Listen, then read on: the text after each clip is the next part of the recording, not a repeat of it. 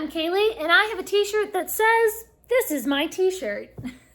This is my wrap-up of all the books that I read in May. Yes, I had to think, wait, what's this month and what was last month? Last month was May.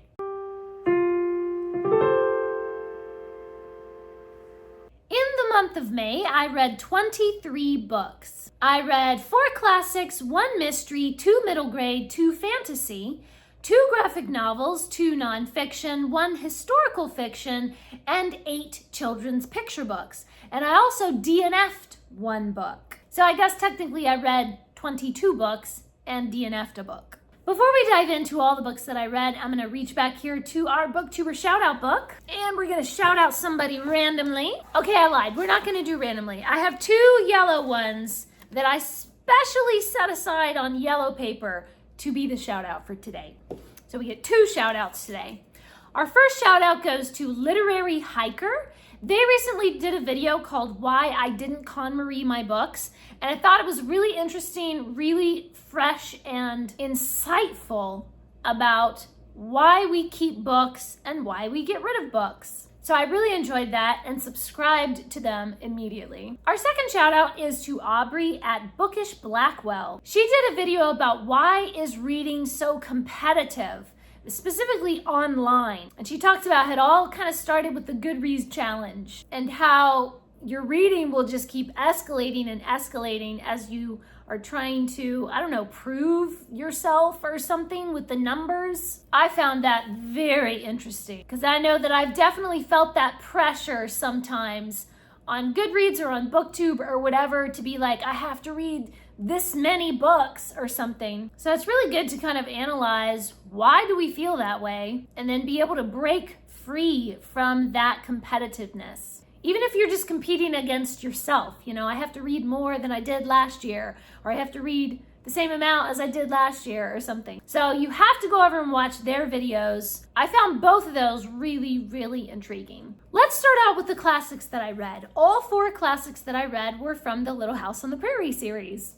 I've really been enjoying rereading through that series. It takes me back to my childhood. So I read Farmer Boy, On the Banks of Plum Creek, By the Shores of Silver Lake, and The Long Winter. There is just something so wholesome and sweet about the Little House books. And I still have the same set of the series that I had when I was a little girl.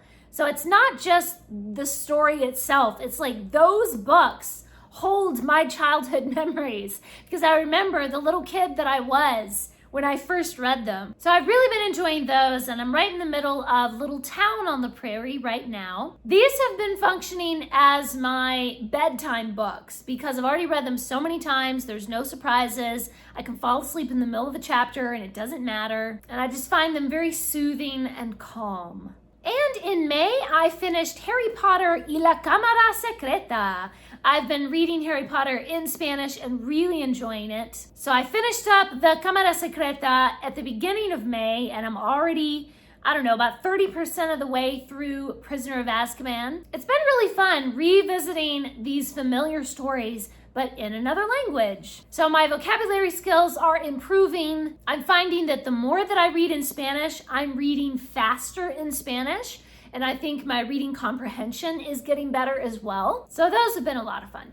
I read the second book in the Tildy Summerbee duology, A Forthcoming Wizard. So the first book in the Tildy duology was one of my wrapped books that I did. And so then, of course, when it finished on a cliffhanger, then I had to get the second book so that I could finish the story. I liked this duology pretty well. I think I gave both books 3.5 stars. In the second book, I did enjoy the way that the different threads of the plot started to really come together. And the adventure is exciting and complex as Tildy and her friends are on this magical quest. And I especially liked seeing Tildy's character development. The writing is fun and whimsical, and the world building, the whole magical setting is really rich. However, during the first book, I got really attached to Tildy as a character. And then anytime that the POV would shift to some other character, I just completely lost interest. I only cared about Tildy. And I just didn't even care about any of these other characters or what they were doing in the background or whatever. So that's why it wasn't, more stars. It probably would have been more like a 4-star book, But because there were so many scenes that did not have tilde and I just didn't care, then it was more like 3 stars or 3.5. I listened to the audiobook of Gilded by Marissa Meyer. This one, I don't know what happened. Usually I really love Marissa Meyer. And I thought that the audiobook was pretty good. I feel like I might have enjoyed it more if I had just read it and not done the audiobook. But I mean, the audiobook was well done. It was fine. It's just that there were little bits of the story that annoyed me. And when it's an audiobook, you can't just skip. I mean, I guess you could, but then, you can't just skim through things. If I had just been reading it and I would have been able to skim the bits that annoyed me, then maybe I would have given it more stars. I don't know. This is a retelling of Rumpelstiltskin. And Cerilda is the miller's daughter, and she encounters the Dark Ones on their hunt one moonlit night. And she lies to the evil Earl King and tells him that she knows how to spin straw into gold. Once she is taken to the dungeons, then she has to prove that she can spin straw into gold, and of course she can't. But a strange boy appears in the dungeon and claims that he can turn the straw into gold, and he will help her, but there is a price for his magic. So I did enjoy the main story and the way that the whole Rumpelstiltskin thing is reimagined in a new way. It's really very clever to see how the basic plot of Rumpelstiltskin is there, but it's been enhanced and reimagined. But part of the problem was I just wasn't in the mood for this book. It's very ghoulish and gruesome with a lot of deaths and violence. I mean, it was a big mistake to try to read this in the spring. I should have saved it for October, closer to Halloween, and then I might have been more in the mood for all that. It's not necessarily scary, but it's just very creepy and gothic and bloody and sad, and a lot of people die. Moms and dads and children, and just like a lot of people die, okay? Innocent people. And I get why it's necessary for these side characters to die, because we're establishing how ruthless and evil the villain is. But I just didn't need quite so much blood and gore and severed heads. But the biggest thing of why I did not particularly like this is I just didn't like the romance. There's a lot of telling instead of showing in the romantic scenes. And Cerilda just overthinks every tiny aspect of their relationship. If his hand brushes against hers, then we have to hear 5 paragraphs about it. And I mean, I appreciate overthinking in a character because I'm an overthinker myself, but it was just too much. Plus, I was listening on the audiobook, so I couldn't skim all of that. And it's also a closed-door romance, and I felt like that really ruined it. I mean, I understand how the closed-door romance part of it was necessary to the plot, and certainly closed-door is better than graphic erotica, but I always feel like it just ruins the romance because I wanted to see them connecting on a mental level, an emotional level, a spiritual level, and instead, they're just physically attracted to each other. It just felt boring. Yeah. But the world building is really excellent. Of course, the writing style is superb because it's Marissa Meyer and she's wonderful. So, I mean, there are definitely good elements and things in this story. I just couldn't enjoy it though because I just couldn't get past the weird romance and all the graphic violence. I ended up giving it 3 stars. I am planning to listen to the sequel, also an audiobook, this next month. So I don't know. We'll see. I just feel like I just want to get it done with at this point. It's just so disappointing because I really love the Lunar Chronicles. And so I just, I don't know. I guess I was just expecting it to be the Lunar Chronicles again, and it's just not.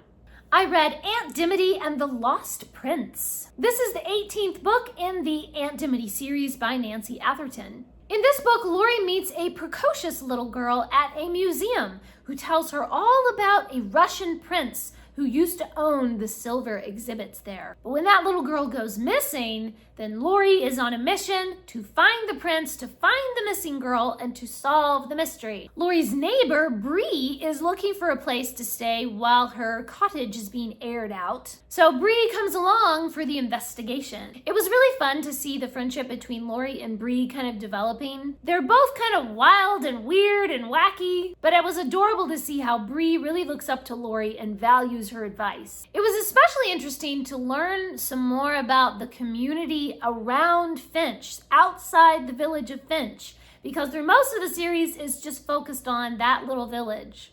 But now we get to see other nearby villages and communities. I always love Aunt Dimity books. It's fun and engaging and innocent and wholesome and silly. It's just adorable. I always love it. I gave this one 4 stars. I tried to read The Last Summer of You and Me. I made it to page 13 and I had to DNF it because of all the strong profanity. And I wasn't really enjoying the story anyway. It's told from 3 different POVs and that was just a little too much head hopping for me. The characters are overthinking everything to an excruciating degree. Every little thing and every second of the story had to be re-examined from 3 different perspectives. It was just too much and no. I also read Marilla of Green Gables. This is by Sarah McCoy. So Marilla is growing up on the Avonlea farm before the Gables were ever built or painted. Her family are excited for a new baby to arrive soon, and so Marilla's aunt comes to help out around the house. But Marilla is unsure about these new additions to the family. She's worried that their peaceful lives will change when her aunt comes in and takes over the kitchen.